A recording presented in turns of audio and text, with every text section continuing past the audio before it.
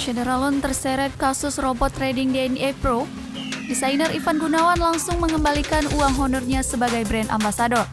Namun demikian, jumlah yang dikembalikan dengan nilai kontrak berbeda.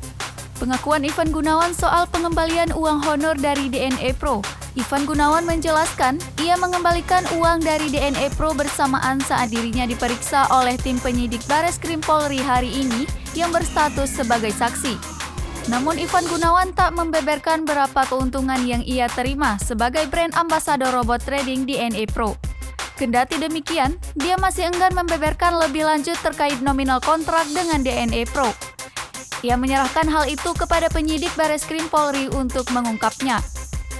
Dari keterangan Bareskrim Polri, terungkap jika desainer sekaligus artis Ivan Gunawan telah mengembalikan uang sebesar 921 juta rupiah yang diduga terkait kasus DNA Pro. Yuldi menerangkan nilai kontrak Indra Kents menjadi brand ambassador DNA Pro mencapai 1,9 miliar rupiah. Uang itu dibayar DNA Pro untuk kontrak Ivan Gunawan sebagai brand ambassador.